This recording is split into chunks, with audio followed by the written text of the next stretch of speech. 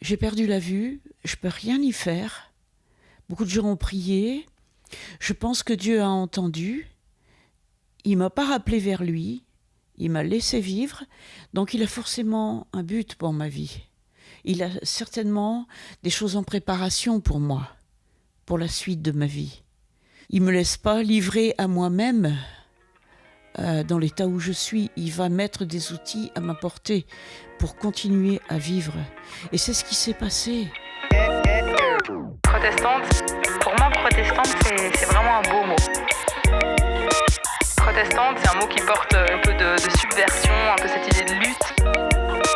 Protestante, réduire les discriminations, réduire les inégalités sociales, économiques, mais aussi de genre, c'est la seule manière de construire la paix dans ce monde. Protestante, debout. Que les femmes se fassent vraiment confiance parce que leur lumière, on en a besoin dans ce monde. Protestante, quand on a Dieu.e avec nous, on peut aller partout. Bonjour à toutes et à tous et bienvenue sur Protestante, un podcast produit par Regard Protestant. Je suis Jérémy Kleiss et aujourd'hui je suis heureux de vous présenter ma conversation avec Agnès Collet. Quand j'ai décidé de relancer le podcast, Agnès Collet fit partie des premières femmes que j'ai contactées. Bonjour. Bonjour Agnès, c'est Jérémy. Je l'ai découvert grâce à l'émission Soleil, le rendez-vous protestant sur France Culture, animé par Jean-Luc Gadreau que vous connaissez peut-être également.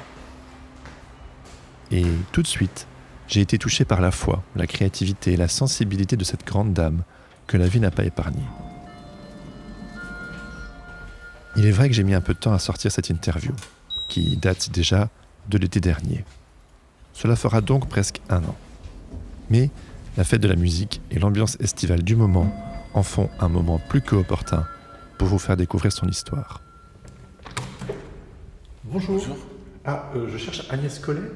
Non, je sais pas, je C'est crois pas. au 8e étage, non ? 8e, peut-être c'est au fond là, en face. Excusez-moi. Non, c'est pas grave. Originaire du nord de la France, c'est à l'âge de 12 ans qu'Agnès commencera son apprentissage de la guitare et fait également l'apprentissage de l'accompagnement de chansons. Bonjour Agnès. Ah, je me suis trompé. Voilà. Bonjour. Bonjour, c'est Jérémy. Oui, c'est moi, oui. Bonjour Jérémy. Plus tard, elle découvrira la danse contemporaine et se formera au jeu d'acteur, en intégrant notamment une compagnie de théâtre pendant plusieurs années. Ça t'ennuie pas d'enlever tes chaussures ? Non, bien sûr. Par la suite, dotée d'une solide formation en chant lyrique et en coaching d'interprétation, elle dispensera des cours de chant, des ateliers d'écriture et d'interprétation pour ensuite se lancer à temps plein dans sa carrière artistique en 2022. Alors, je t'invite à rentrer. Merci. Lauréate de plusieurs prix en qualité d'auteur, compositeur et interprète, elle sortira plusieurs albums, donnera plus de 600 concerts et produira plusieurs spectacles, dont Au clair de la terre et son dernier en date, le spectacle Je te vois, comme un joyeux pied de nez à l'accident de la vie qui lui a fait perdre la vue il y a quelques années. Tu es bien installé ? Oui, merci. Ouais. Car oui, malgré cet événement qui fera basculer sa vie, au travers d'un univers poétique empreint d'humour et de tendresse, même si retraitée depuis peu, Agnès Collet continue de chanter son amour pour la création. Je suis bien ravie de t'accueillir. Pareil. J'aurais jamais cru que je pouvais faire un truc comme ça. C'est vrai que j'ai eu quelques interviews, mais je n'ai jamais fait... Si, j'ai fait une radio nationale, mais il y a très longtemps, avec José Arthur. Je connais pas. C'est un journaliste de radio. D'accord. Je ne sais pas s'il est toujours en vie, ce monsieur, mais c'était un grand de la radio. José Arthur, c'est un mec assez connu. Il avait son émission Pop Club et elle existait encore à cette époque. Et j'étais passée dans le cadre de cette émission où il avait plusieurs invités. Et le studio était en sous-sol dans une galerie des Champs-Élysées. Mais moi, je suis passée là, c'était en 2005. Quoi. Comme le dit sa plaquette de présentation, Agnès a la vision abîmée, mais le regard aiguisé et une plume bien trempée. Elle swing, elle slame et chante la vie, la terre, l'espace et le temps. Et ses mots, sa musique et son écriture poétique nous ouvrent grand le cœur. On va s'installer. Oui. Comme elle me le dira durant cet entretien, Agnès écrit des chansons pour qu'elles fassent du bien aux gens. Et cela n'a rien de naïf, surtout quand on écoute son histoire, empreinte de cette foi qui la pousse à déplacer des montagnes et de continuer à se produire sur scène, la vue en moins. Parce que je suis pas habituée, hein, avec mon accent du Nord, hein. Je veux revenir. Non, j'exagère.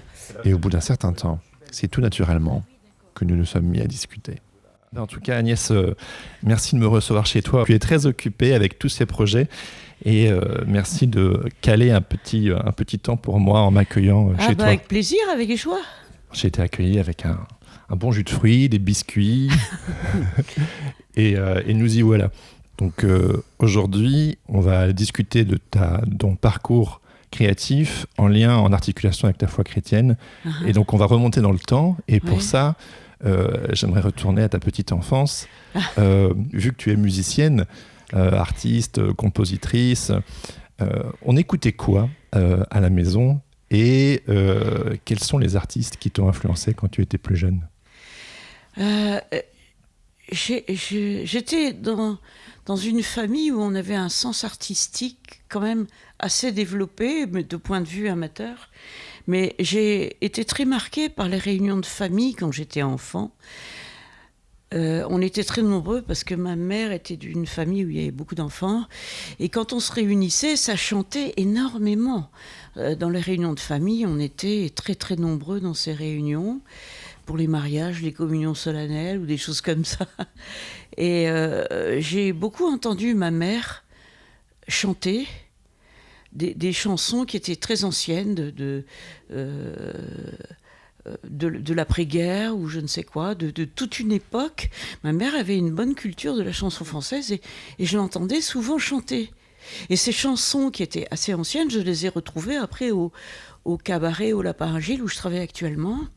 On chantait les mêmes. Et ma mère avait une jolie voix et chantait assez volontiers dans les réunions de famille. Elle aimait beaucoup Nana Mouskouri. Elle écoutait beaucoup ses chansons. Et puis, on écoutait aussi des disques vinyles à l'époque de différents chanteurs. Georges Brassens, Jacques Brel, Alain Barrière... Barbara. J'avais des oncles et tantes, tous les frères et sœurs de ma mère, qui écoutaient beaucoup ce répertoire. Donc c'est des répertoires de chansons à texte en quelque sorte. Et ça a formé aussi mon oreille sur le sens de la mélodie et puis sur les textes. L'assemblage du texte avec la musique, qui est la prosodie, l'adéquation entre ces deux arts, la poésie, la rime et la mélodie, le rythme, etc. J'ai beaucoup appris au travers de ça. Et quand j'ai commencé à chanter, moi aussi, j'ai eu ma première guitare à l'âge de 12 ans. J'ai appris beaucoup par moi-même et j'ai travaillé mon oreille. J'ai beaucoup joué en écoutant et en reproduisant. Et très très vite, j'ai commencé à chanter ce répertoire-là de la chanson française traditionnelle. Bon, j'ai cité les grands classiques et tout. Beaucoup plus tard, moi, j'ai découvert Claude Nougaro, qui m'a beaucoup marqué par ses textes et puis par sa culture musicale. Il est allé chercher dans le jazz américain, la musique latine, etc. Il y a eu aussi Serge Gainsbourg, il y a eu... Je ne peux pas citer tout le monde, j'en oublierai forcément, hein, mais... j'ai très vite baigné dans ce monde de la chanson française. J'ai beaucoup appris les morceaux en écoutant. J'ai pris quelques cours de guitare après, plus tard, des cours de piano un petit peu aussi, quand je suis rentrée à l'université à Valenciennes. Mais c'est beaucoup à l'oreille et beaucoup par l'écoute et la sensibilité des harmonies qui sont jouées que je me suis formée. Après, j'ai appris la technique pour développer, parce que ça c'est nécessaire d'apprendre le solfège. Après, quand on joue avec des musiciens, il faut pouvoir leur transmettre des partitions, etc. Donc après, je suis passée à un apprentissage plus technique. Mais au départ, c'était l'oreille. Est-ce qu'il y a une chanson en particulier qui t'évoque ton enfance, qui t'a particulièrement touchée? Il y en a plusieurs, il n'y en a pas qu'une. Hein. Il y a des chansons de Barbara. Göttingen, par exemple, la chanson où elle parle de cette ville d'Allemagne qu'elle avait visitée, qui avait beaucoup de sens pour elle parce que Barbara était juive. Elle a vécu une rencontre avec des étudiants allemands et ça l'a beaucoup touchée. Voilà. Bien sûr, ce n'est pas la Seine, ce n'est pas le bois de Vincennes, mais c'est bien joli tout de même. À Göttingen, pas de quai, pas de rengaine qui se lamente et qui se traîne, mais l'amour y fleurit quand même. À Göttingen, ils savent mieux que nous, je pense, l'histoire de nos rois de France, Hermann, Peter, Helga et Hans. À Göttingen. Il y en a plein de chansons. C'est difficile. Après, il y avait Les gens du Nord de Enrico Macias, parce qu'on chantait ça dans la famille. Les gens du Nord ont dans les yeux le bleu qui manque à leur décor. Les gens du Nord ont dans le cœur le soleil qu'ils n'ont pas dehors. Les gens du Nord ouvrent toujours leurs portes à ceux qui ont souffert. Les gens du Nord n'oublient pas qu'ils ont vécu des années d'enfer. Si leur maison... Le plat pays de Jacques Brel, évidemment, parce que c'est mon pays d'origine. Enfin, lui, il était côté belge, mais... des chansons de Bourvil aussi, salade de fruits, des choses comme ça, Salade très de entraînantes. fruits, joli, Quoi. joli, ouais. Joli. Tu plais à mon père, tu plais à ma mère. Salade de fruits, joli, joli, joli. Un jour ou l'autre, il faudra bien qu'on nous marie. Mais c'était, il n'y avait pas qu'une seule chanson, j'en ai écouté beaucoup. Et puis j'avais aussi, alors ça c'est quelque chose qui a vraiment formé mon écoute de la musique et ma diversification, parce que je ne suis pas restée cantonnée à la chanson française. Au fil du temps, j'ai aussi chanté en anglais, parce que c'était l'objet de mes études universitaires. Les langues, j'ai appris l'anglais, l'allemand à l'université. Et mon frère avait une discographie avec des vinyles larges comme mes deux bras. Et j'ai écouté beaucoup de disques de gens que je ne connaissais pas grâce à lui. La pop, le rock britannique, américain, etc. J'ai écouté aussi beaucoup de choses dans la musique, je dirais un peu expérimentale à l'époque. Genesis, Electric Light Orchestra, Yes, King Crimson, Deep Purple. Et lui aussi écoutait de la chanson, hein, malgré tout. Il avait une bibliothèque de musique assez large.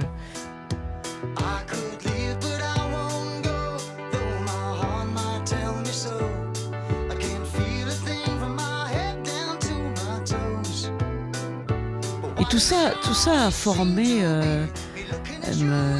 mon monde musical intérieur, je dirais. J'ai subi beaucoup d'influences.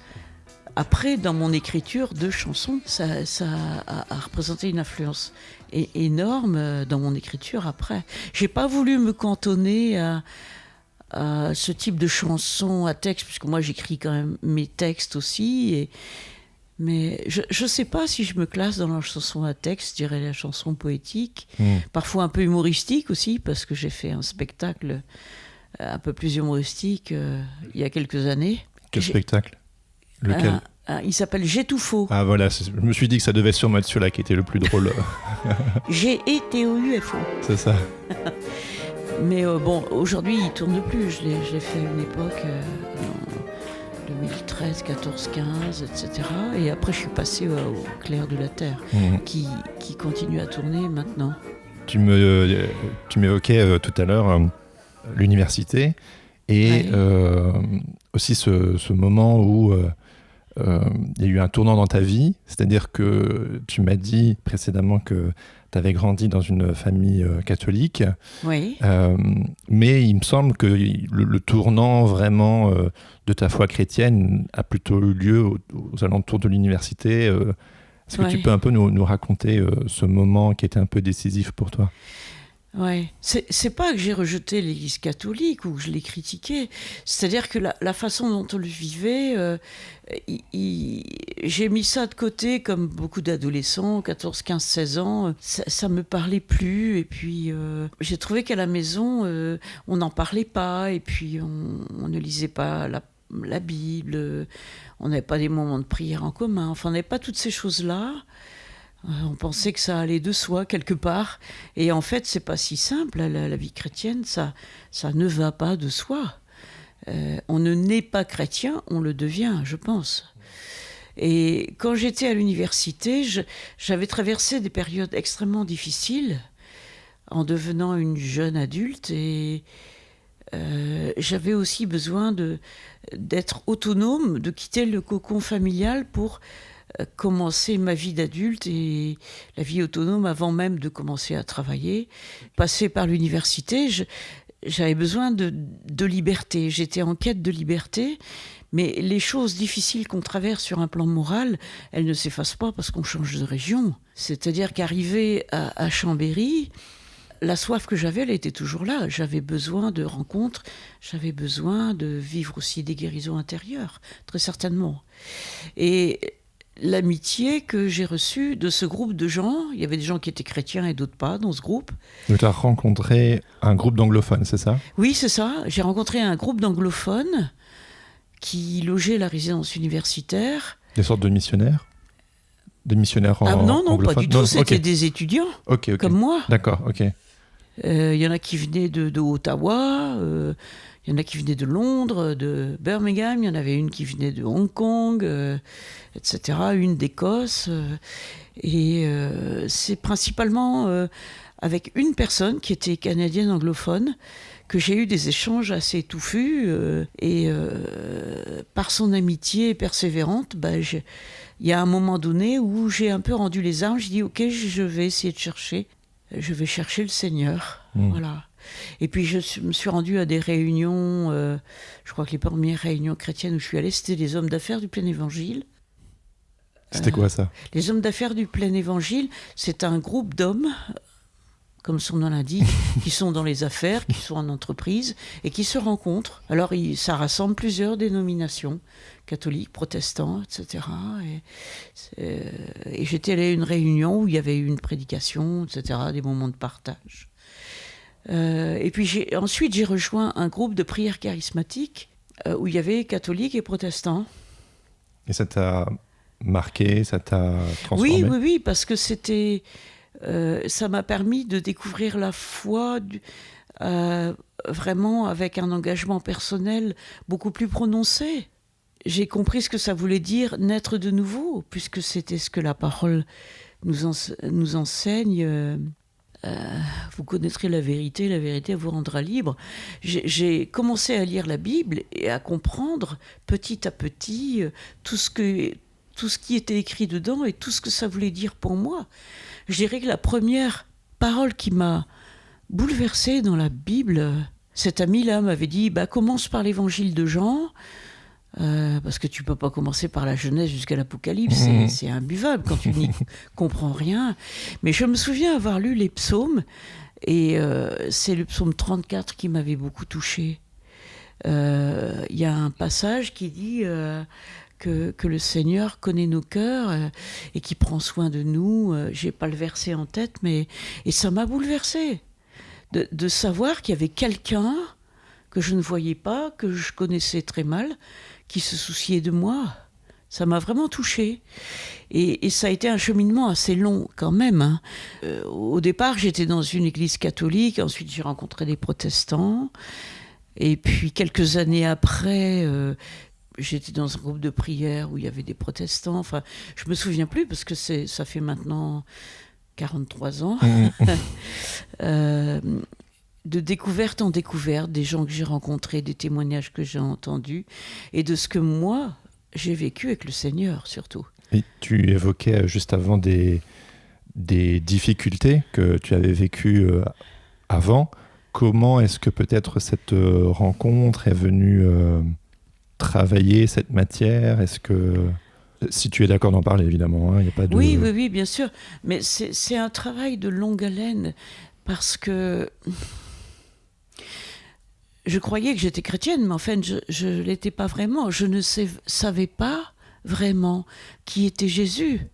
Qu'est-ce que ça signifiait, la croix ? Je ne comprenais pas ça. En quoi le sacrifice de Jésus nous accordait la liberté, nous faisait connaître la vérité. Comment est-ce que la vie que Jésus a donnée nous permettait d'entrer à nouveau dans la présence de Dieu le Père, que nous étions lavés de nos fautes, etc. Ça a été un cheminement extrêmement long. Et au fur et à mesure que je progressais dans la compréhension intellectuelle, il y a l'œuvre de l'Esprit Saint qui s'est accomplie en même temps. C'est-à-dire que ce n'est pas juste une compréhension intellectuelle, c'est une œuvre de guérison qui s'accomplit dans mon être, dans mon cœur, dans mes souvenirs, dans mon âme, dans mes pensées. J'avais des pensées erronées.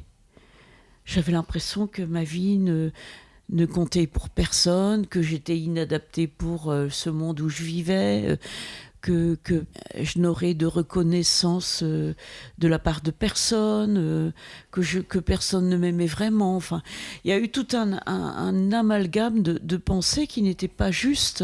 À quoi elles tenaient, je ne vais pas incriminer l'éducation que j'ai reçue ou qui que ce soit derrière moi.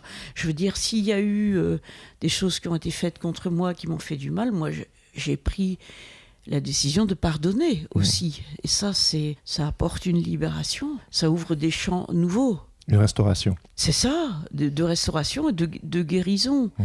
Et je suis passée par ce cheminement qui a pris des années. Et au fil des rencontres des responsables spirituels, des amis chrétiens, etc. C'est tout un cheminement. Ça se fait pas en claquant des doigts. Il y a des gens qui peuvent être convertis parce qu'ils sont bouleversés, mais après, c'est un cheminement. Pour moi, je vois la vie chrétienne comme ça, comme un mouvement.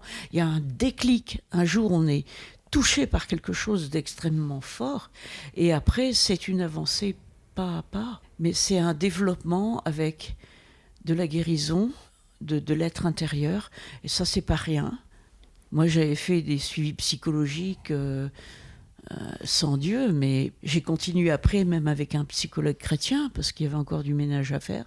Mais je dirais le plus grand psychologue c'est mon Dieu, et c'est le temps que j'ai passé seul dans la présence de Dieu qui a fait une œuvre extraordinaire. Je peux pas vous expliquer comment, mais le Dieu auquel je crois ou que j'ai appris à connaître, c'est un Dieu vivant, fidèle, qui agit au plus profond de nous-mêmes, et ça m'échappe complètement, je ne sais pas comment. Tout ce que je peux dire, c'est que au fil du temps, Dieu s'est montré présent, fidèle, actif, aimant, plein de tendresse, et capable de guérir ce qu'on croyait inguérissable.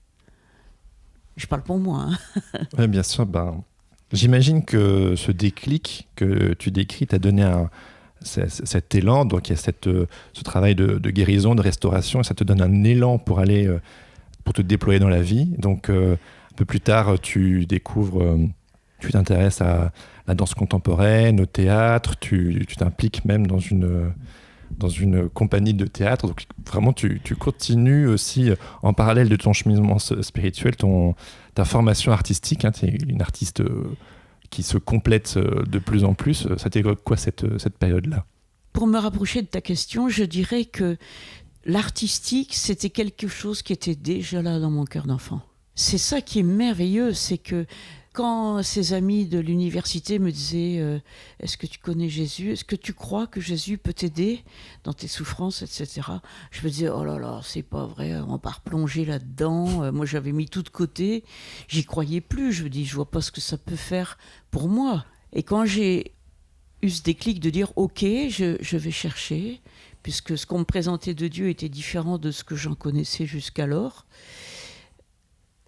j'avais peur d'être bridée, enfermée dans une manière de vivre ou d'être en tant que personne chrétienne. Et en fait, en apprenant à connaître Dieu, j'ai appris à déceler de manière plus précise, à discerner ce qui était déjà là au fond de moi et qui pouvait enfin se développer. C'est-à-dire que cette âme d'artiste, elle était là depuis très longtemps.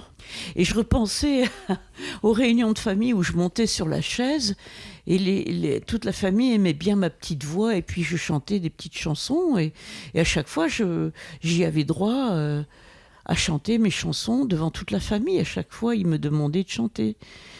Donc je me dis, c'est pas un hasard. Les choses qui sont en nous, elles viennent parfois de très profond dans nos cœurs. Elles sont là. On les étouffe un peu parce qu'on a peur. Et puis je crois que mes parents aussi, cette génération d'après-guerre, ça leur faisait peur, la vie d'artiste. J'avoue que mes parents, ma mère me disait on t'a pas empêché de faire ce que tu voulais, mais ils m'ont pas vraiment encouragée. Donc ça a quand même été un frein. Et puis quand je suis devenue adulte, je me suis ouvert davantage. J'étais chrétienne, mais je me suis ouvert à la vie d'artiste. J'ai voulu explorer ce chemin-là parce que c'était comme un chemin qui était ouvert devant moi. Et j'y entrais avec joie et c'était inespéré pour moi de pouvoir exprimer ce travail artistique, le développer.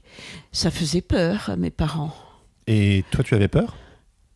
Un petit peu, parce que mon père avait souvent peur de manquer d'argent. Il avait connu une période très difficile dans sa jeunesse où il avait perdu ses parents très tôt et ça lui faisait peur de ne pas avoir assez pour vivre. Et je peux le comprendre. C'est pas ce qu'il voulait pour sa fille. Oui, il avait peur que moi aussi je manque d'argent, mais les choses ont changé. Enfin, au fil du temps, je faisais des études. J'étais pas complètement démunie face à la vie active, je dirais, ou la vie professionnelle. Mais c'est aussi pour ça que j'ai mis beaucoup de temps à me lancer de façon professionnelle à temps plein dans la carrière artistique. Et c'est passé quoi juste avant que tu te lances ? Quel a été le cheminement pour en arriver à cette carrière artistique professionnelle où tu t'es lancé ? Ça a été très long, je dois dire. Je me souviens, j'étais encore jeune active. Comme j'étais à Chambéry, j'ai commencé à travailler en station de ski plusieurs années de suite. Et je me souviens, j'étais allée à un festival chrétien de musique. Et puis, il y avait une partie exposition. Et là, j'avais parlé de chansons que j'avais composées et tout. Et un gars qui tenait un studio à Albertville m'a proposé de venir enregistrer. À l'époque, c'était des cassettes toutes bêtes. Enfin, bon, et c'était mon premier enregistrement avec toutes les maladresses que ça pouvait comporter. J'écrivais déjà des chansons. D'accord. Timidement. Tu les jouais déjà ? Tu les partageais ? Plutôt très peu, non. Je jouais pas beaucoup en public. Par contre, je jouais des chansons du répertoire. Et à l'époque, c'était beaucoup de folk music ou des Beatles, des choses comme ça. Et déjà, j'avais commencé, dans mes premières années de vie active, à chanter dans des restaurants ou des bars dans les stations de ski où je travaillais. C'était les premiers concerts, je dirais. Et quand je suis arrivée à Paris... je suis redescendue en ville à Chambéry et puis petit à petit je suis venue à Paris pour trouver un boulot, pour prendre un travail plutôt. Et tu travaillais dans quoi ? Alors, ça a été rocambolesque. Les 2 premières années à Paris, j'ai déménagé 7 fois en 2 ans parce que j'avais du mal à trouver un logement. Quand je suis arrivée à Paris, j'ai travaillé dans une entreprise qui faisait l'abattage de viande. Et c'était une grosse entreprise près de la Porte-Maillot. C'était un peu difficile. Je suis restée 1 mois et demi là-dedans. Et après, j'ai été embauchée chez un architecte chrétien qui avait une agence à Suresnes, dans les Hauts-de-Seine. Là, je suis restée 2 ans. Et après, j'ai été embauchée chez les magasins britanniques Marks & Spencer. Et là, je suis restée 11 ans. D'accord. Et c'est là, à partir de là, que c'est vraiment développé de façon plus solide le travail artistique. Parce que tu avais une stabilité économique qui te permettait de développer à côté. C'est ça. Okay. J'avais sorti un premier album en 2000. Paysage, voilà. Il n'y en a plus maintenant, il est épuisé. Et puis. Mais alors, attends, mais un premier album, c'est pas rien. Non, c'est vrai. Ça t'évoque quoi ? Sortir un premier album, c'est quelque chose. Même si tu n'étais pas encore à plein temps. C'était quoi cette aventure de paysage ? C'était important dans le sens où il y avait des musiciens qui ont joué. Enfin, c'était déjà un premier investissement financier. Et puis j'étais dans un vrai studio d'enregistrement du côté de Bastille. C'était impressionnant ? Oui.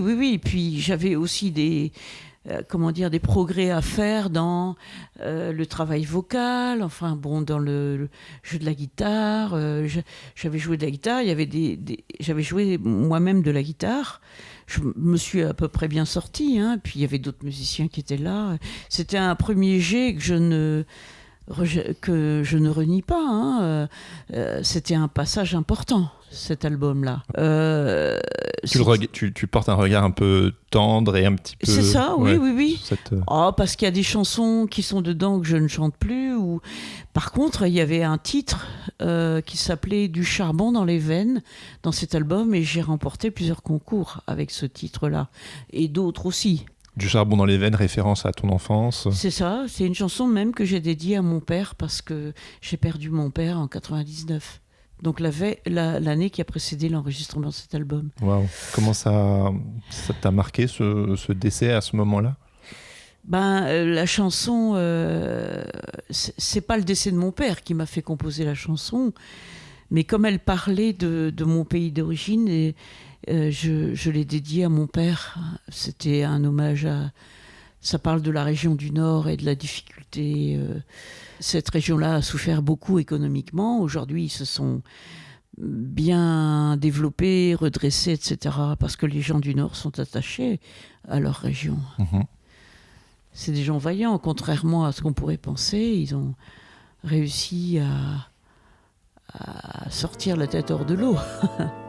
100 fois j'ai traversé l'Escaut ou descend l'Italie, comme le chantait Jaco, l'amoureux de mon plat pays.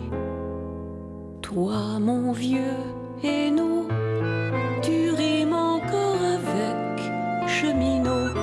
Quel culot il a fait beau quand il est parti, grand-père Théo.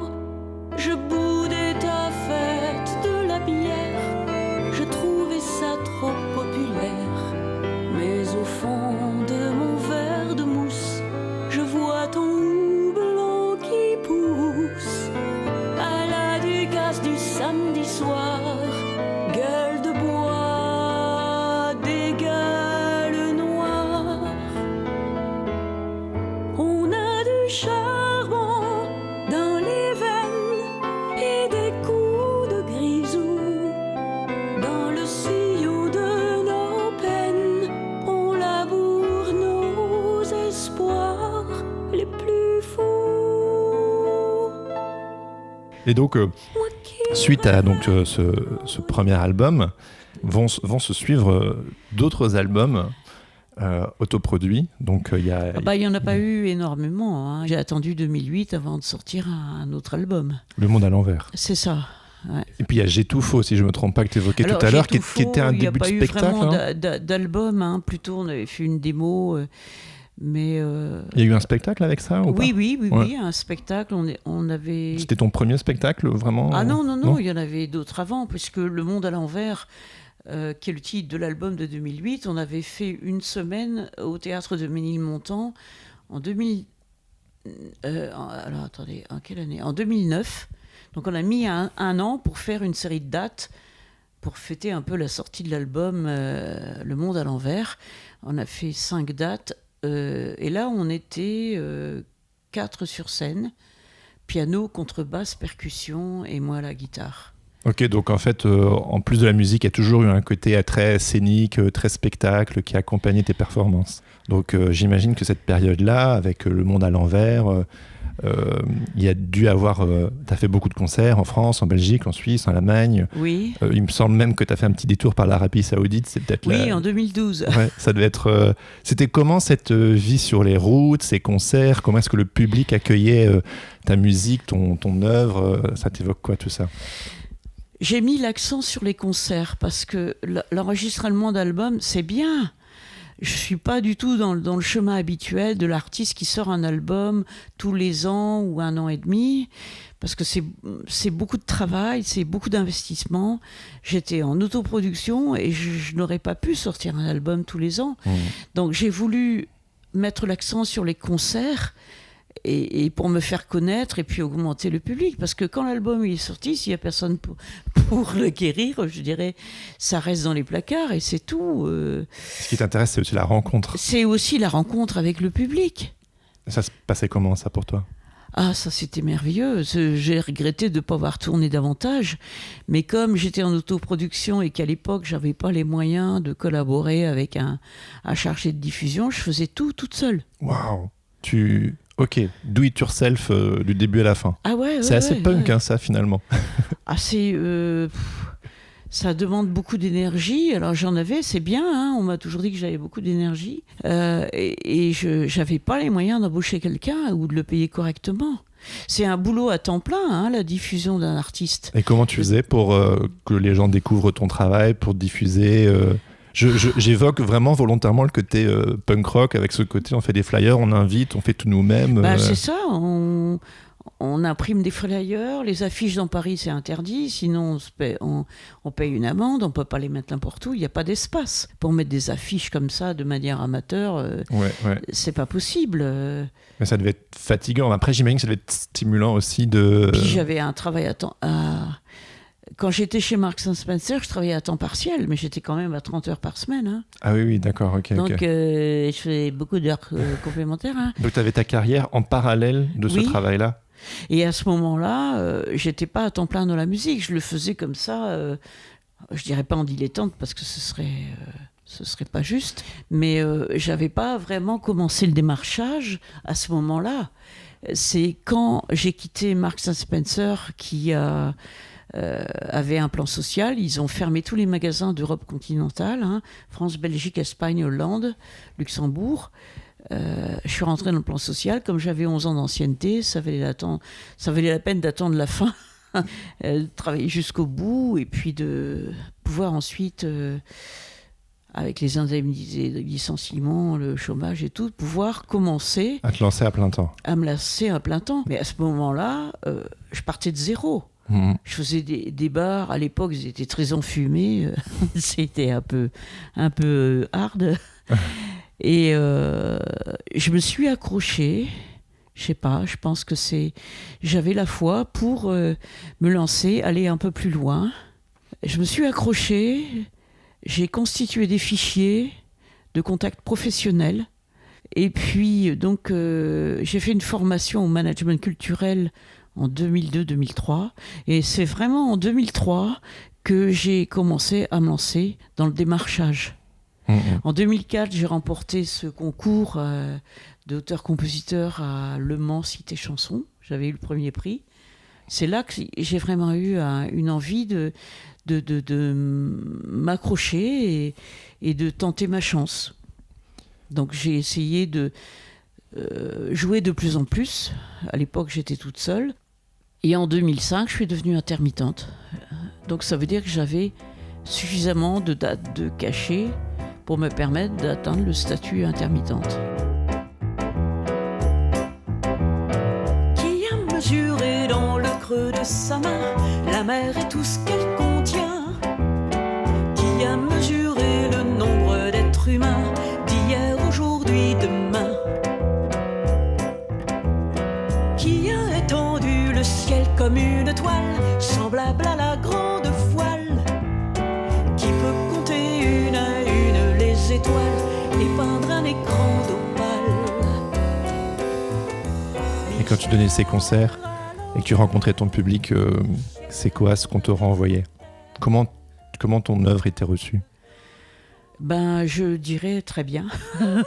Ça fait toujours un peu drôle, mais les gens étaient très chaleureux, très généreux.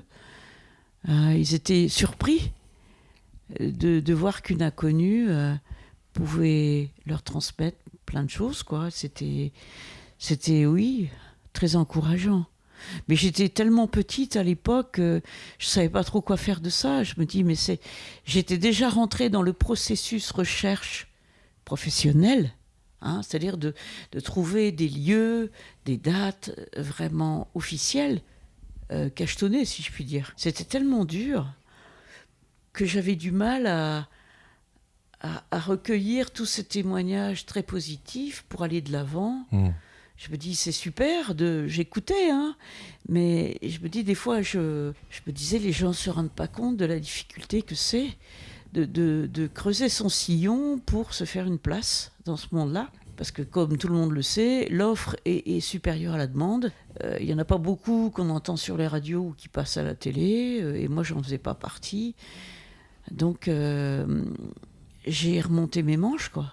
Ouais. Ça m'encourageait à continuer mon travail. Je me dis, les gens sont heureux en sortant du concert, donc j'ai pas bossé pour rien.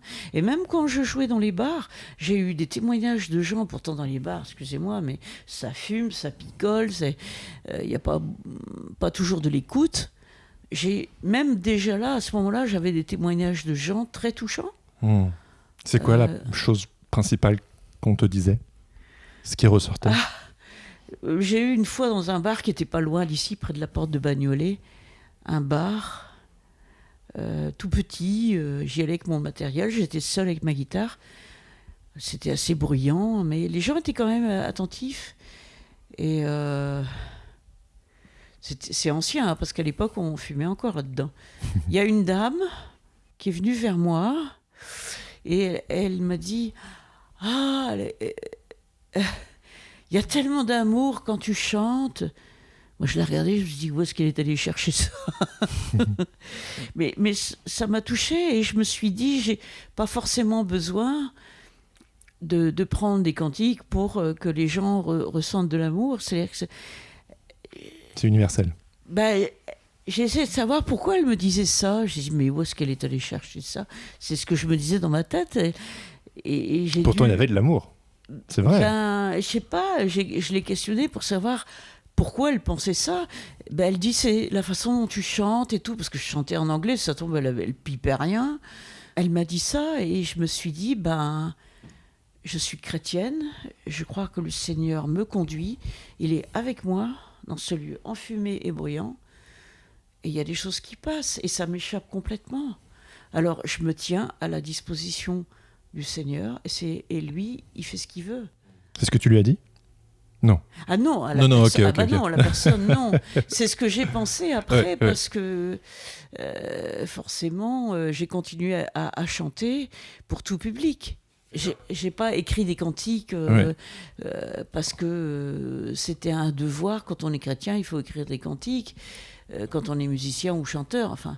Oui, c'est un écueil c'est un écueil qu'on avait évoqué en préparant cet entretien, justement l'écueil ou la tentation que parfois que peut-être des chrétiens ou chrétiennes peuvent projeter sur toi de, entre guillemets, la musique chrétienne, ou faire de toi une ambassadrice de la foi chrétienne. Et je sais que c'est quelque chose à laquelle tu es attentive de ne pas tomber, quoi. Ça devient pesant parce qu'on se dit...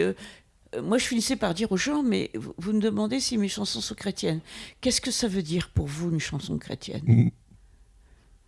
C'est le plan du salut en 7 points ou c'est quoi ? C'est pas mon rôle de prêcher. Moi, j'utilise la poésie, mes propres valeurs, qui sont forcément influencées par la parole de Dieu, pour écrire des chansons. Alors, s'il y a besoin d'une évidence ou d'un certain vocabulaire, je ne sais pas faire ça. Ça me paraît pas forcément absolument nécessaire. Et c'est pour ça que j'ai cité cet exemple de cette femme, je crois qu'elle était du Maghreb, qui me dit ça. J'ai rien fait pour ça, moi. Enfin, j'ai rien fait. Si, j'ai peut-être fait sans m'en rendre compte, pour que cette femme vienne me dire qu'elle avait ressenti de l'amour. Et je me dis, c'est pas tout perdu. Quel que soit ce que je chante ou la façon dont je le chante, le Seigneur parle, je crois.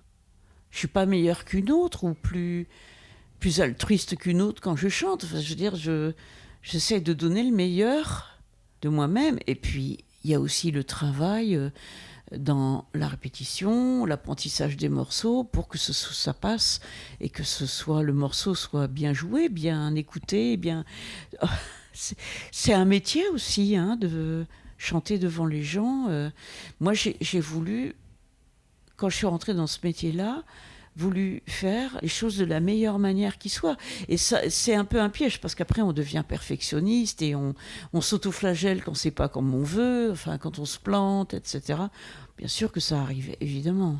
Et pour revenir sur ton processus créatif et peut-être l'influence de ta foi, On évoquait juste avant l'écueil de la musique chrétienne, mais du coup, comment ta foi influe, c'est une question hyper classique, mais comment ta foi influe ton processus d'écriture et ta musicalité? Comment ça se passe pour toi? Ça, c'est tout un processus qui a évolué aussi dans le temps. Moi, je ne suis pas fermée aux gens qui me disent tes chansons sont chrétiennes. Je creuse cette question. Je dis, mais qu'est-ce que ça veut dire pour toi? Je dis, moi, je suis chrétienne. Ma vie appartient au Seigneur. Donc, je dirais que ce que je crée, c'est important que ces choses-là aussi appartiennent à Christ. Est-ce que je dois pour autant utiliser un certain vocabulaire ou, j'allais dire, un patois de Canaan? Je ne le crois pas.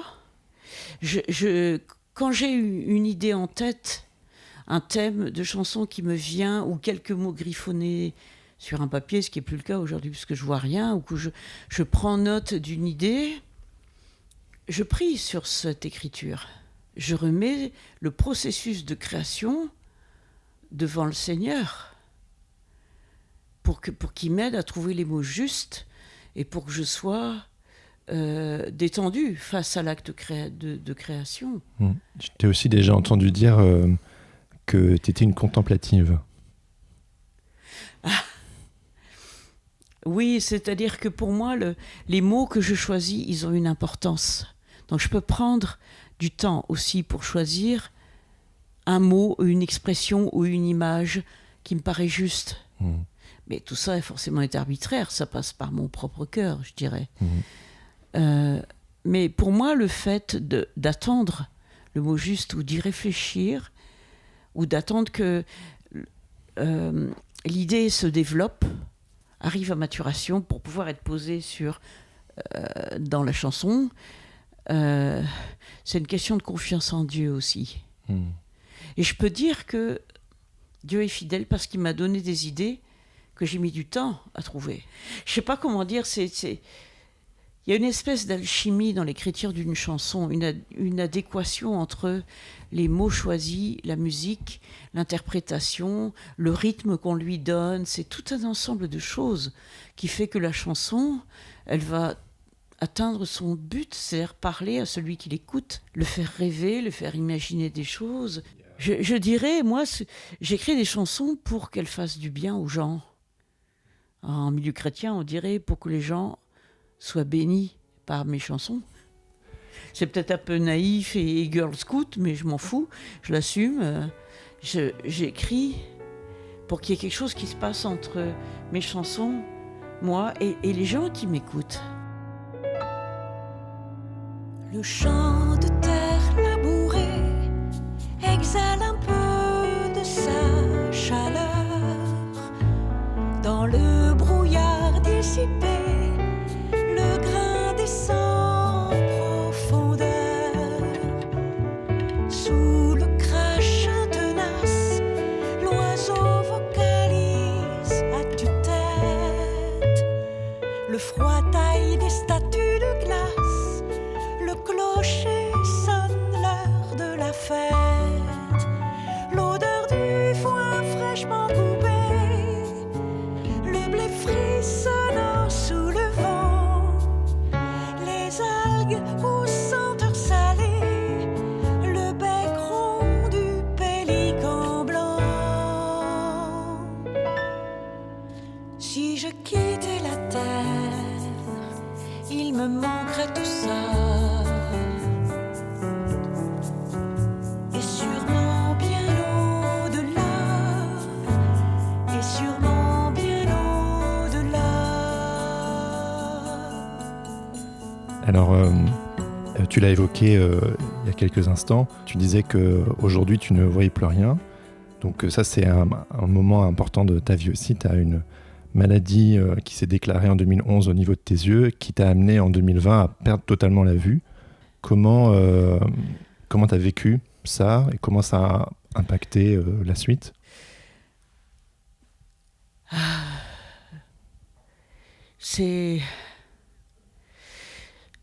C'est-à-dire que la perte de la vision, elle s'est faite au fil du temps, sur quelques années consécutives. Hein. Pendant un certain temps, je voyais encore un peu, mais je sentais bien que la vue était en train de s'éteindre. D'abord, je ne voyais plus. Après 2014, une opération d'une tumeur au cerveau qui ne s'est pas bien passée parce que j'ai fait une hémorragie cérébrale. J'ai perdu à ce moment-là l'œil gauche. Donc lui, il ne voyait plus rien du tout quand je me suis réveillée de cette opération. Il restait l'œil droit qui, lui, a été opéré en 2016. Mais ça n'a fait que retarder l'échéance de la cécité totale, cette opération. Parce qu'on m'a dit, vous savez, cette opération, elle vous donne de l'espoir, l'opération de l'œil, hein, qui a eu lieu en 2016, mais ça n'exclut pas le risque de la cécité totale. On m'a dit ça 2 jours après l'opération, ça fait un choc quand même. Et c'est ce qui est arrivé, c'est-à-dire qu'il y a peut-être eu un sursis pour cet œil droit qui voyait encore un peu, et puis petit à petit, c'est éteint, quoi. Il y a eu des étapes hein, dans les soins qui m'ont été donnés. Il y a eu l'opération de la tumeur en 2014 qui s'est mal passée. En 2016, on a opéré l'œil droit. Et en 2020, j'ai eu une protonthérapie. Donc ça, c'est les rayons pour essayer d'éliminer le reste de tumeur, parce qu'il m'en restait, qui courait le long des nerfs optiques. Et je pense que c'était pas neutre. Hein, ça a dû détruire les nerfs optiques aussi. Ça a dû abîmer les nerfs optiques. Et donc, c'est en 2021, là, c'était zéro, quoi. Tout a été réduit à néant. Là, c'était vraiment la fin. Et là, c'est une bascule dans ta vie, quoi. Ah oui, là, c'est une bascule. Ça n'a pas été une grande surprise, parce que comme c'est parti petit à petit, je le sentais venir. Hein, mais c'est la dégringolade au fil des années qui a été très dure. Je me disais, mais je suis mal partie, là. Je vois de moins en moins, et jusqu'à la cécité quasi totale, quoi. Oui, ça a été difficile. Est-ce que tu en as voulu à Dieu, peut-être, à ce moment-là ? Est-ce que tu as vécu une nuit de la foi ou quelque chose comme ça ? Non, je peux pas dire que j'en voulais à Dieu. Je posais la question, pourquoi j'en suis arrivée là ? Pourquoi tant de gens ont prié pour moi ? Des gens m'ont rendu visite à l'hôpital parce que ça a été long, tout ce processus d'opération. J'ai eu une infection au-dessus de l'œil gauche après. On m'a réopéré quelques mois après l'opération de la tumeur. On m'a enlevé un bout d'os. 1 an après, on m'a mis une prothèse. Ça a été long et fastidieux. Beaucoup de gens ont prié. J'ai même eu une onction d'huile à 2 reprises, à plusieurs années d'intervalle, pour finalement arriver à la cécité totale. J'ai été quand même bien entourée d'amis proches. Et ça a été aussi, je dirais, une expérience spirituelle assez douloureuse, il faut le dire. C'était pour moi un état de crise, la perte de la vue, d'autant que j'étais, et je suis toujours, une contemplative. Moi, j'ai fait de la randonnée une bonne partie de ma vie. Je partais seule en montagne. Je faisais du vélo en bord de mer. J'aimais ça. J'étais amoureuse du paysage qui m'entourait et ça faisait jaillir de la louange dans mon cœur, tellement c'était beau. Alors être privée de ça, au bout de quelques années, de ne plus voir les couleurs, le paysage, la mer, les montagnes, les animaux, les marmottes, etc.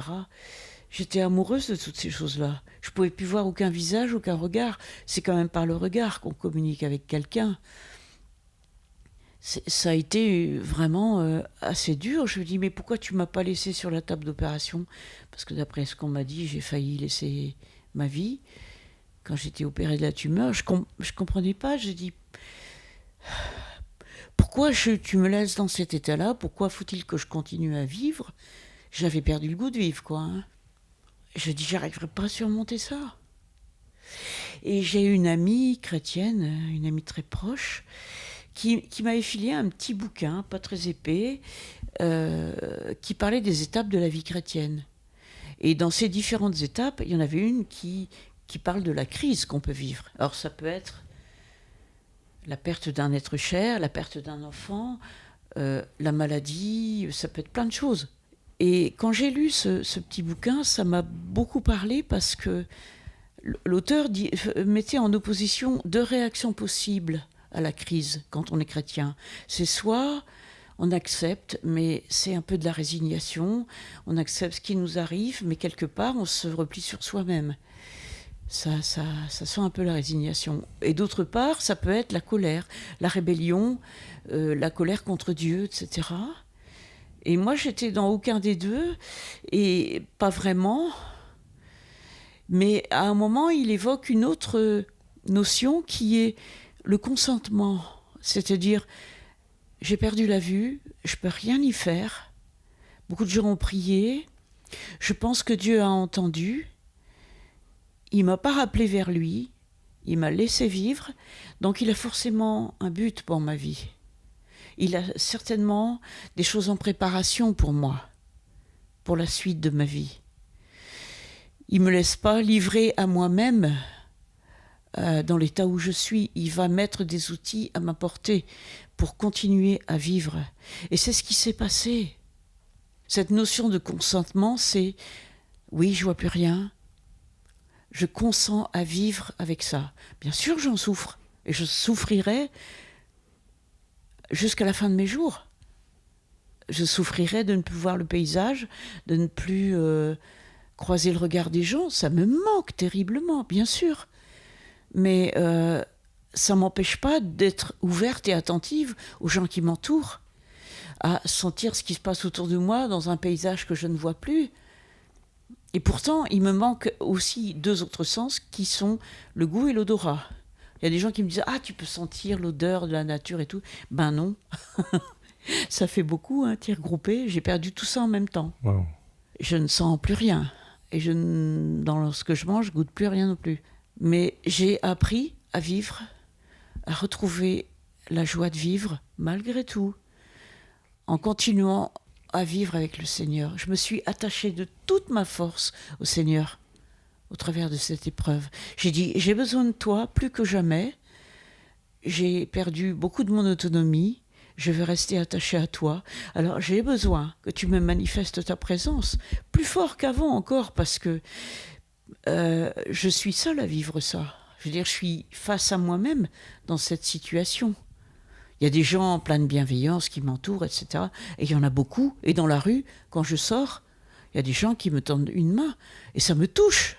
Bien sûr que ça me touche. Je suis très sensible à l'aide que m'apportent les gens. Des fois, je ne demandais rien et les gens tendent une main. Ben, c'est formidable, ça. Il y a de l'humanité aussi autour de moi. J'ai appris beaucoup de choses par cette épreuve. Et puis j'ai vécu des moments de joie profonde dans la présence de Dieu, toute seule, dans mon coin. En priant, j'ai senti de façon un peu plus aiguë l'amour de Dieu. Et l'assurance que le Seigneur a de bonnes surprises pour moi, pour mon avenir, même sans voir. Je ne sais pas comment dire, c'est que, bien sûr, c'est une souffrance de ne plus voir. Ça fait partie de la vie humaine, parce que c'est un don de Dieu aussi. Mais, malgré ça, je ne vais pas dire mais, au-delà de ça même, Dieu est là, avec son amour, avec cette joie qui dépasse toute intelligence. J'étais encore dans la bouise, je voyais rien, il y avait des choses que j'arrivais toujours pas à faire, etc. Mais j'ai avancé avec cette joie merveilleuse que Dieu donne, et la paix qui surpasse toute intelligence. Alors là, j'ai appris ce que c'était. Et j'imagine que c'est une chose de retrouver goût à la vie, mais c'en est une autre de retourner sur scène. Je veux dire, comment t'as fait, ça aurait pu être rideau à ce moment-là. Oui, c'est vrai. Mais quand j'ai vécu tous ces problèmes de santé, les opérations et tout, j'étais un peu hors circuit pendant plusieurs mois. Et entre autres le cabaret à Montmartre, où j'étais depuis déjà quelques années. Quand je suis retournée les voir, Mon patron a voulu me voir en tête à tête pour voir comment je chantais, tout ça, comment je m'en sortais dans l'interprétation des chansons. Ça s'est très bien passé. Il m'a donné quelques indications, etc. Et j'ai repris mon travail au cabaret. Et là, je voyais peut-être encore un peu, mais très vite, je voyais plus rien. Ils m'ont pas fermé la porte. Ils m'ont gardé. Et tu t'es dit, c'est possible, je peux continuer. Parce que par la suite, après, tu as tes nouveaux spectacles, tu continues de composer de la musique. C'est-à-dire que le fait de ne plus voir m'empêche pas de chanter et de jouer de la guitare ou d'écrire des chansons. Et donc, il a fallu que je réapprenne à écrire des chansons, non plus sur un papier avec une gomme et un crayon à papier, sur une feuille. J'ai appris à écrire des chansons sur un écran d'ordinateur avec une synthèse vocale. Et j'ai bénéficié de formation en hôpital de jour, à vivre au quotidien, à faire des choses tout à fait banales pour arriver à vivre la vie quotidienne. J'ai été formée sur le plan informatique pour utiliser les raccourcis clavier parce que je voyais plus la souris à l'écran, etc., etc. J'ai été formée dans bien des domaines pour continuer à vivre sur le plan pratique, sur le plan administratif, sur le plan créatif. Et il y a des gens de la fondation où je suis allée pour me former qui sont venus me voir en concert après. Après, j'ai repris le travail avec des musiciens. Enfin, il y a eu le Covid aussi en 2019-2020. Donc là, les concerts étaient interdits. C'est, si je ne me trompe pas, pendant cette période que tu composes ton spectacle « Je te vois ». Je te vois, oui, c'est ça. Parce que j'ai commencé à le jouer toute seule, avec ma guitare. Et j'ai fait appel à une amie artiste qui m'a aidée dans la mise en scène, dans les intervalles et tout, dans l'ordre des chansons. J'ai écrit des chansons pour ce spectacle. Est-ce que ce spectacle, c'était une sorte de pied de nez à ce que tu avais vécu, ou un processus de guérison, ou quelque chose qui te permettait de réapproprier un pied de nez, mais c'est pas un bras d'honneur quand même. Hein. C'était un pied de nez pour tourner le dos à ce qui était douloureux. C'était une affaire entre moi et ce que j'avais vécu. De dire, la vie continue, Dieu est là, plus que jamais. Et j'ai voulu composer un spectacle pour faire du bien aux gens, parce que je pensais aux gens qui avaient vécu le confinement, qui ont peut-être vécu des décès dans leur famille. Il y a eu des choses graves qui se sont passées pendant le Covid. Ça a été très très dur. Des couples qui se sont séparés. Enfin, je veux dire, il y a eu quand même une crise dans notre pays et dans le monde entier à cause de cette maladie. Et je voulais vraiment, au travers de ce spectacle, faire un truc rigolo, même aussi. J'ai écrit une chanson rigolote pour ce spectacle. Ça s'appelle comment ? Je te vois. Ah oui. Point d'exclamation. Et c'était faire une nique à la mort, en quelque sorte. Je te vois. Et je voyais plus rien, déjà. C'est à un moment donné, je me mets les mains sur les yeux et je dis un texte à l'intention du public. Je te vois. Avec les mains sur les yeux, ça fait rire les gens, évidemment. Et puis, j'ai un texte poétique pour leur dire, parce que les gens, finalement, ils s'en rendaient compte que je ne voyais plus.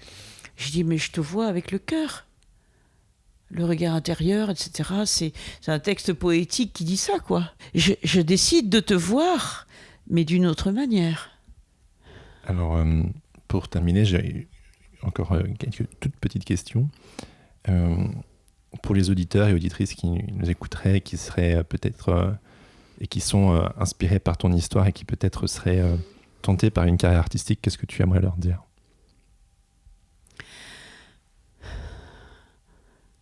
Il faut écouter son cœur, je dirais. Qu'est-ce que je veux transmettre aux gens qui m'écoutent ? Qu'on soit comédien, qu'on soit photographe, peintre, chanteur. Qu'est-ce que j'ai vraiment à cœur de transmettre ? Parce qu'après, ce qu'on a choisi comme chemin artistique va forcément subir des critiques ou risque de ne pas plaire à certaines personnes. Ça fait partie du jeu. Enfin, moi, je vais pas me plaindre. Je dirais que j'ai eu quand même beaucoup de retours positifs sur mon travail. Et encore aujourd'hui, parfois je rencontre des gens dans la rue qui m'aident, à qui j'ai l'occasion qui m'interrogent, qui posent des questions des fois. Ah bah là, comment ça se fait, vous sortez si tard? Bah je dis je vais travailler, je vais chanter, et puis je donne des spectacles. De fil en aiguille, je dis que je donne des spectacles de mes chansons. Et il y a des gens qui sont venus me voir après, parce que je leur ai donné un flyer. Trop bien. Et c'est hallucinant, quoi. Alors, ils se bousculent pas, parce que les gens, ils prennent un flyer, puis après ils oublient, enfin... Mais il y a une jeune femme que j'ai croisée dans la rue, elle est venue avec son compagnon, et j'aime bien échanger avec les gens, parce que je joue dans des petites salles, et elle m'a dit, j'ai adoré. C'est une belle récompense, parce qu'elle est venue voir une inconnue. Elle savait pas trop ce qu'elle allait...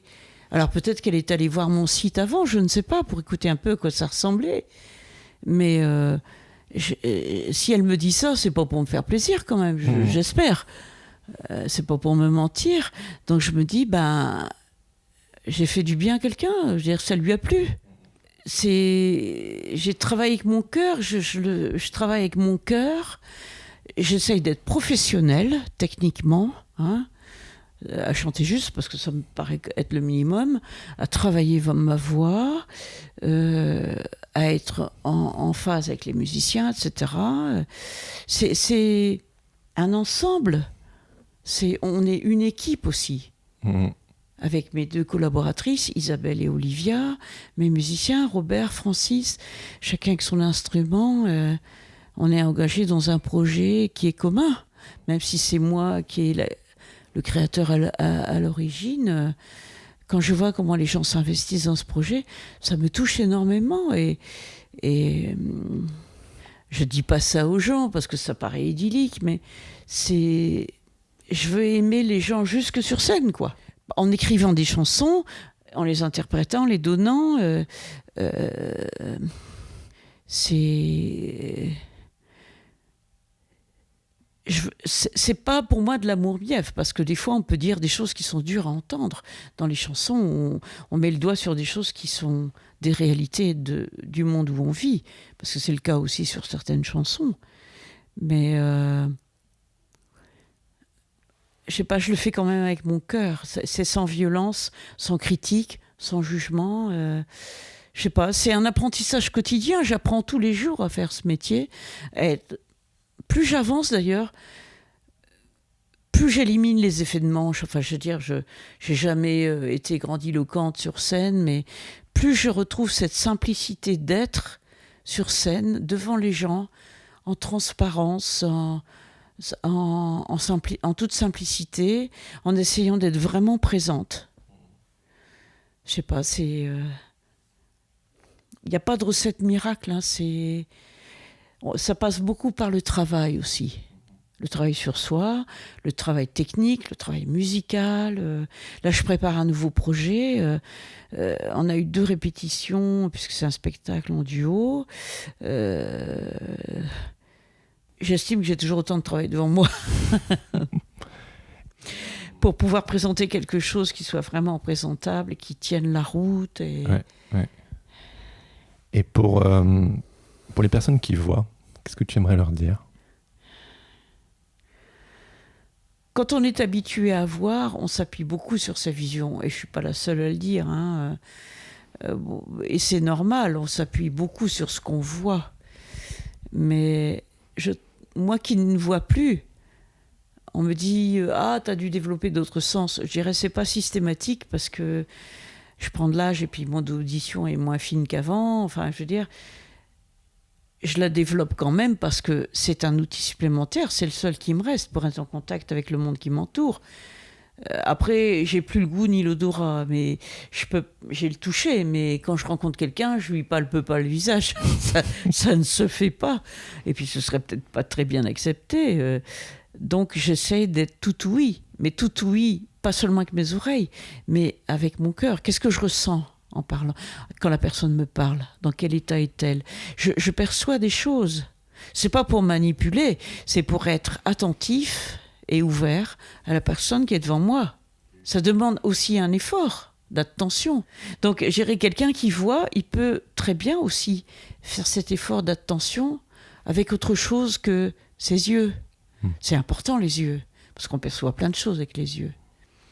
Mais on a 5 sens, moi il m'en manque 3, ça fait beaucoup. Mais avec ce qui me reste, c'est important pour moi de garder cette attention au monde extérieur. Et je me dis, le travail artistique, il m'apporte beaucoup de joie et de bonheur, mais c'est pas toujours facile non plus, parce qu'on n'est pas toujours bien accueilli partout où on va. Je l'ai été jusqu'à maintenant, et c'est super. Je suis reconnaissante pour ça. Mais, comment dire, être artiste, on n'est pas artiste que pour soi. On est artiste dans un acte, on est dans un acte de don, et de don de soi aussi, de tel qu'on est, et puis de ce qu'on comprend, de ce qu'on a découvert. Et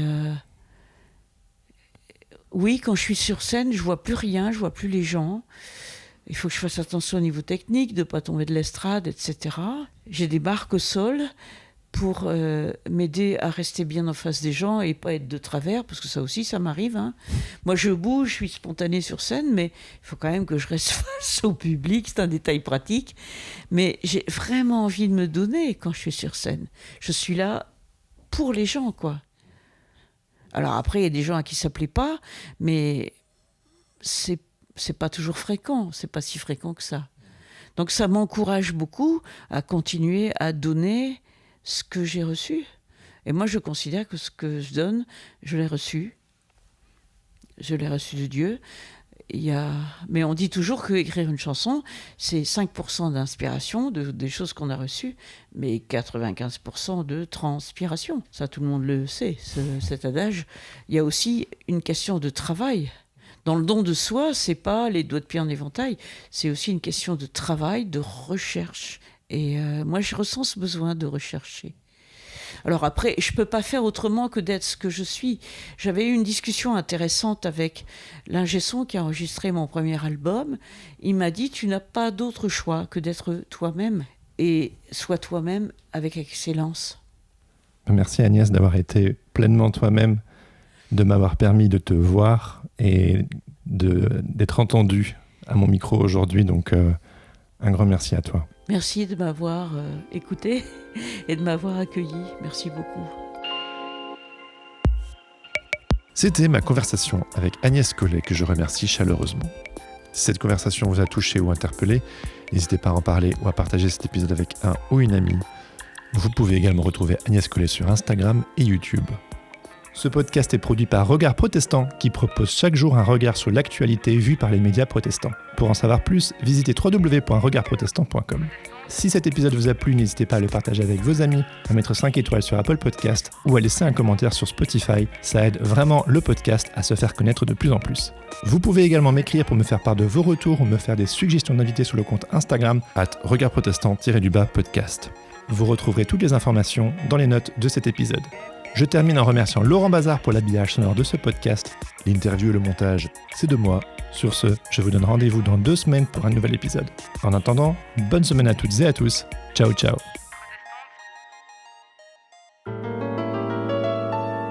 100 fois j'ai traversé l'Escaut ou descend l'Italie, comme le chantait Jaco, l'amoureux de mon plat pays.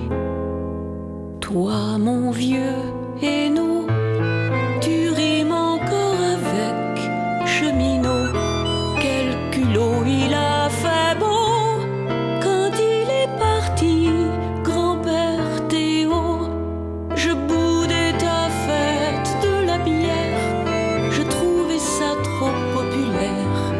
Mais au fond de mon verre de mousse, je vois ton houblon qui pousse. À la Ducasse du samedi soir, gueule de bois, des gueules noires.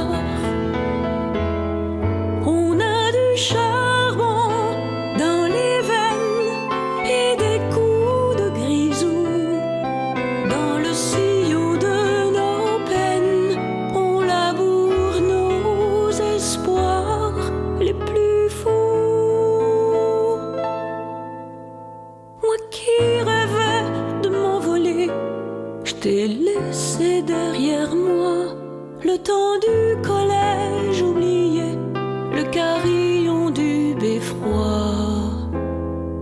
La vie d'alors était comme un puits de mine, un long trou noir où descendaient des hommes du petit matin jusqu'au soir. Le premier comme le dernier voyage s'arrêtait en gare de triage. N'être là et puis rester, c'est sacrilège de s'en aller.